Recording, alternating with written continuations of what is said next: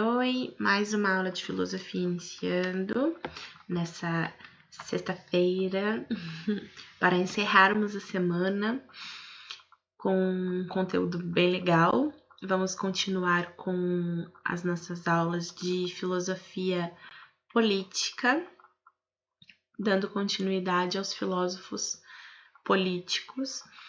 E é isso, sem mais delongas. Bora para nossa aula, boa aula para todos nós. Vamos lá.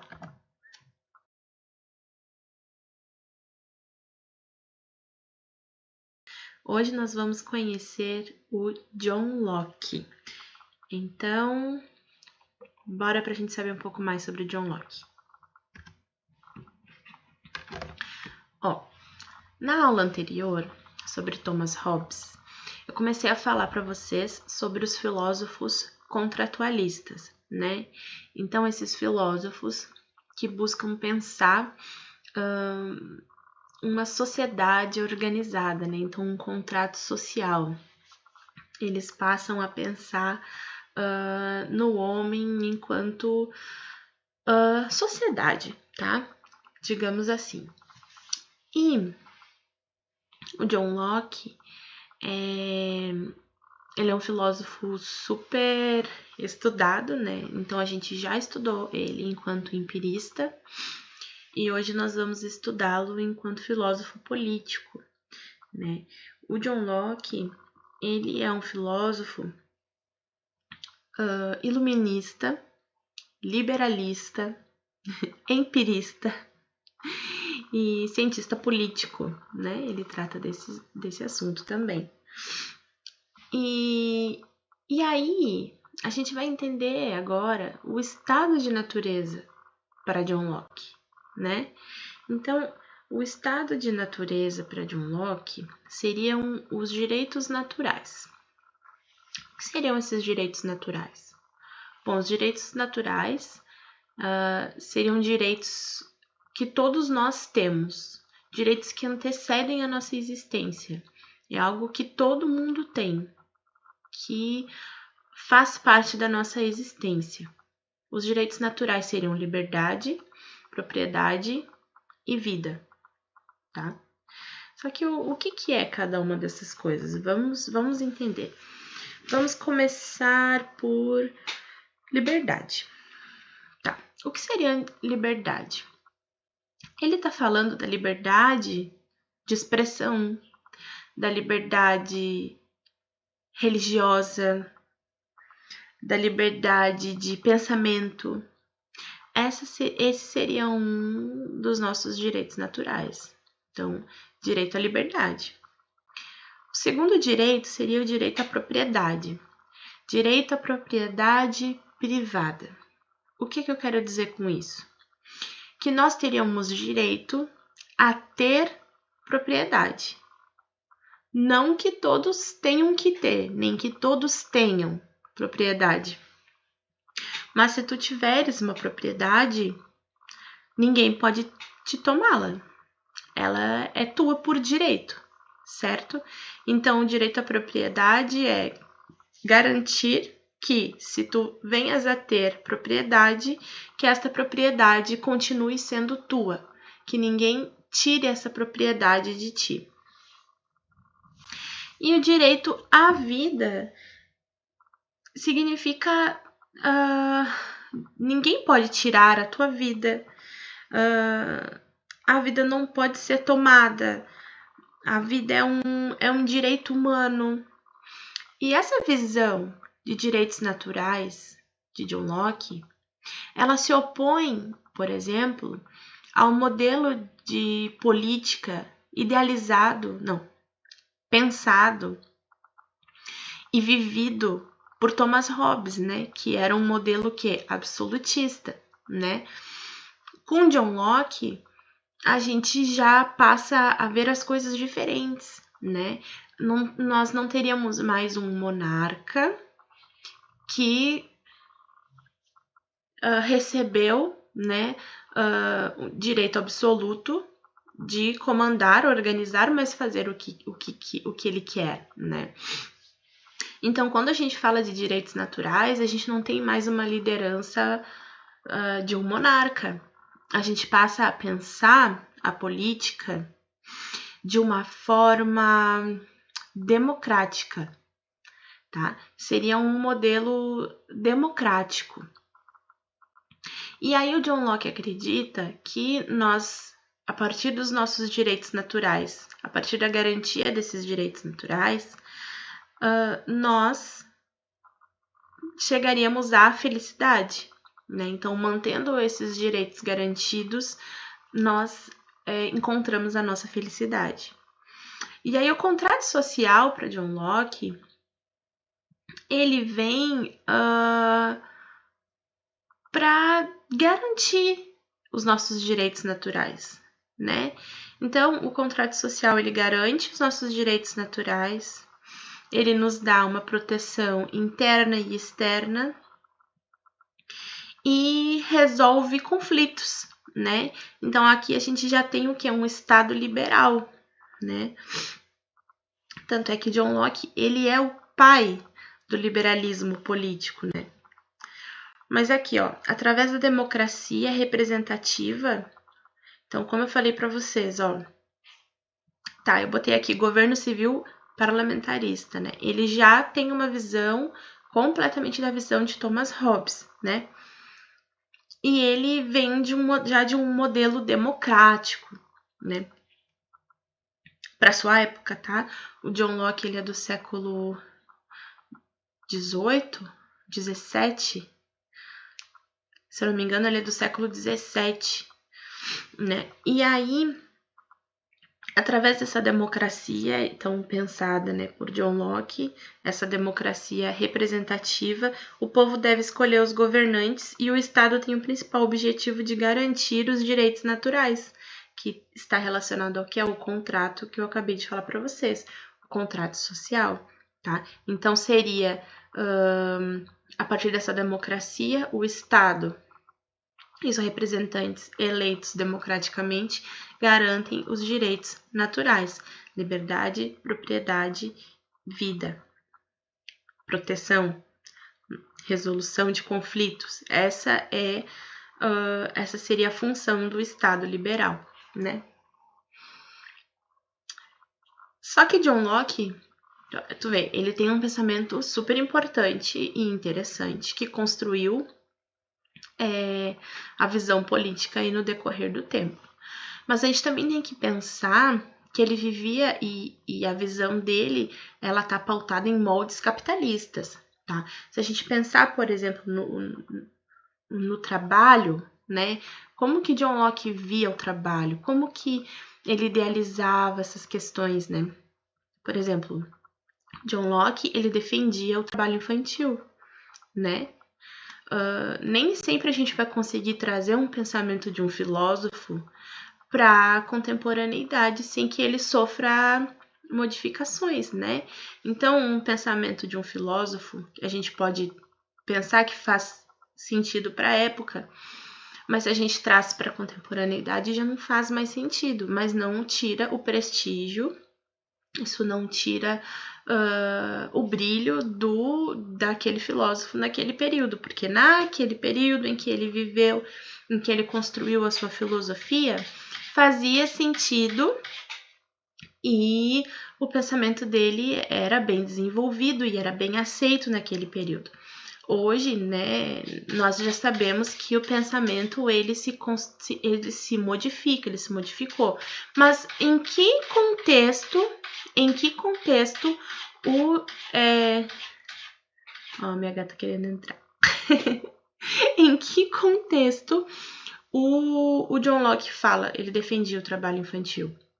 Uma família miserável, uma família muito pobre, ela poderia despender do trabalho de seu filho pequeno, por exemplo, para sustentar a família. Então, nesse contexto, John Locke defende, o trabalho infantil por famílias que não tinham condições de se manter é aceito. É aceito que uma criança trabalhe para que uma família não passe fome, para que as pessoas não morram de fome, enfim. Nesse contexto, ele defendia o trabalho infantil. E a gente sabe, né, historicamente falando, que o trabalho infantil foi muito utilizado durante a Revolução Industrial, por exemplo. John Locke não vive a Revolução Industrial, ele morre um pouco antes, mas os períodos são muito próximos, né? Então, durante a Revolução Industrial, a gente sabe que o trabalho infantil era muito utilizado. Então, as crianças, por serem pequenas, por terem as mãozinhas pequenas, conseguiam acessar lugares onde adultos não conseguiam, ou passar por lugares onde adultos não conseguiam passar.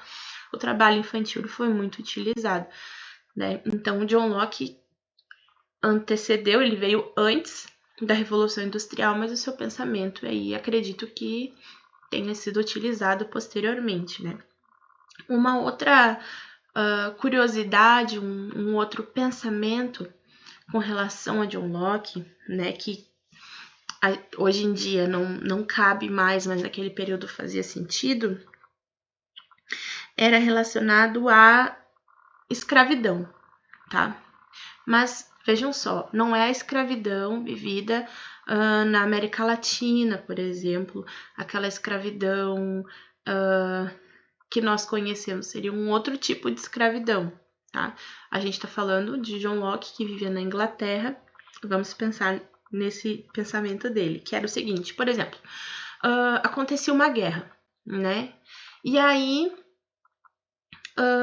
um país perdeu a guerra, aqueles representantes naquela guerra que perderam tinham duas opções. Eles poderiam ser executados, mas eles poderiam assinar um contrato de escravidão.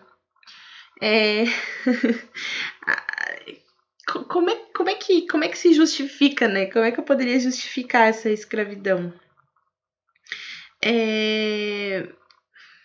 Seria, tu vai servir, por exemplo, tu vai servir o outro país, tu vai ser útil para aquele outro país, né? Os teus serviços, tu vai pertencer àquele lugar, os teus serviços, mas tu não vai morrer, entende? Então, ele via por esse viés, assim, a morte ou o trabalho escravo. Tu poderia escolher ser executado ou ser escravo, né? Lembrando que a visão de John Locke, a gente tem que lembrar que está ali vinculada nos moldes capitalistas, né? Então, seriam duas visões que hoje em dia a gente não conseguiria ver com naturalidade, né? Mas que era o pensamento dele. E pensem sempre que eram outros séculos, né? O pensamento ele evolui, a gente estuda, o pensamento desse filósofo é extremamente importante, a gente estuda, mas conforme o tempo passa, os pensamentos evoluem também, né? A gente não vai ficar reproduzindo, por exemplo, um contrato social do século XVII, né? Não. Mas tudo evolui. Os primeiros passos são dados e a evolução vem posteriormente, certo? Então, vamos só resumir aqui o pensamento de John Locke para a gente fixar bem na cuca, tá? Então, resumindo aqui.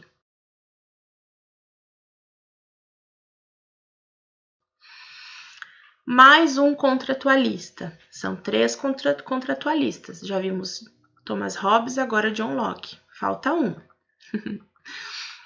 O estado de natureza para John Locke, lembra que os contratualistas, eles têm o estado de natureza e o contrato social.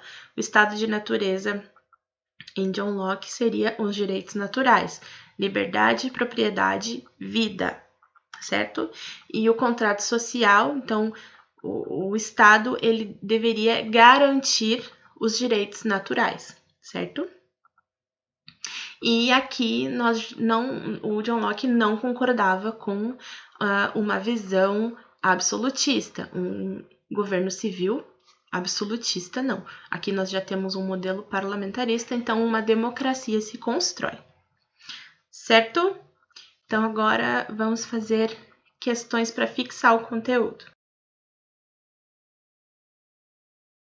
Primeira. Sendo os homens, por natureza, todos livres, iguais e independentes, Ninguém pode ser expulso de sua propriedade e submetido ao poder político de outrem sem dar consentimento. A maneira única em virtude da qual uma pessoa qualquer renuncia à liberdade natural e se reveste dos laços da sociedade civil consiste em concordar com outras pessoas, em juntar-se e unir-se em comunidade para viverem com segurança, conforto e paz umas com as outras, gozando garantidamente das propriedades que tiverem e desfrutando de maior proteção contra quem quer que não faça parte dela. Segundo a teoria da formação do Estado, de John Locke, para viver em sociedade, cada cidadão deve a. Manter a liberdade do estado de natureza, direito inalienável. B. Abrir mão de seus direitos individuais em prol do bem comum. C. Abdicar de sua propriedade e submeter-se ao poder do mais forte. D. Concordar com as normas estabelecidas para a natureza em sociedade. E. Renunciar à posse jurídica de seus bens, mas não à sua independência. Pausem o vídeo e tentem fazer a questão.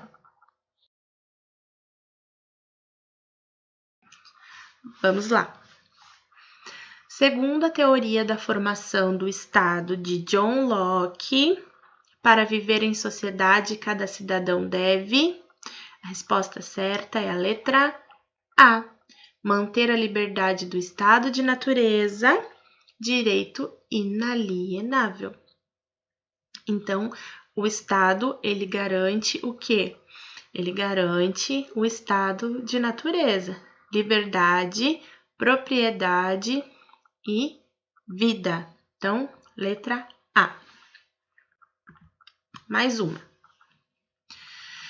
De acordo com a historiadora Maria Lúcia de Arruda Aranha, a Revolução Francesa derrubou o antigo regime, ou seja, o absolutismo real fundamentado no direito divino dos reis, derivado da concepção teocrática do poder. O término do antigo regime se consuma quando a teoria política consagra a propriedade privada como direito natural dos indivíduos. Esse princípio político, que substitui a antiga teoria do direito divino do rei, intitula-se letra A. Contratualismo. B. Totalitarismo. C. Absolutismo. D. Liberalismo. E. Marxismo. Pausem o vídeo e tentem fazer a questão. Vamos lá. Esse princípio político, que substitui a antiga teoria do direito divino do rei, intitula-se letra D. Liberalismo. Liberalismo, um pensamento atribuído ao filósofo que nós estudamos hoje, John Locke.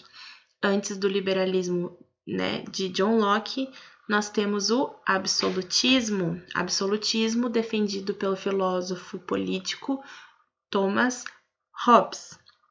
Então, lembrem sempre que o pensamento de John Locke, ele difere do pensamento de Thomas Hobbes. Ambos os filósofos são contratualistas, são cientistas políticos. Porém, eles possuem visões diferentes, né? Enquanto lá em Thomas Hobbes, o estado de natureza é a guerra, né? Então, o monarca teria poder absoluto, ele organizaria tudo, tu abria a mão da tua liberdade para ter segurança. John Locke diz o quê? Não, que o estado de natureza, nós possuímos a liberdade que antecedem a nossa existência, essas liberdades que todo mundo deve ter. Então, eu tenho direito à minha vida, ninguém pode me tirar. Eu tenho direito à minha propriedade, né? Se eu conquistei, também ninguém pode me tirar. E eu tenho direito à liberdade. Então, seja liberdade de expressão, a liberdade religiosa, eu tenho direito e o Estado garante. Dentro do pensamento de John Locke, a gente lembra que ele era um filósofo liberalista, tá? Vivendo nos moldes capitalistas, certo? Então, nós temos o John Locke, lembrem, iluminista, empirista, liberalista, cientista político, certo?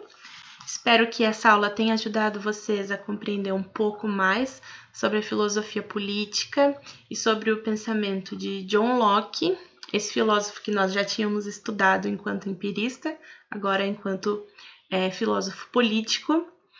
Espero que essa aula tenha ajudado então vocês e também espero que vocês tenham acertado as questões.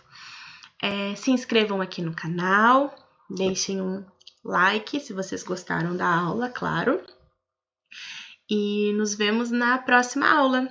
Na próxima aula encerraremos com chave de ouro a filosofia política, conhecendo um pouco o pensamento de mais o filósofo contratualista, que é o Rousseau. Certo? Fiquem bem. Um beijo. Tchau, tchau.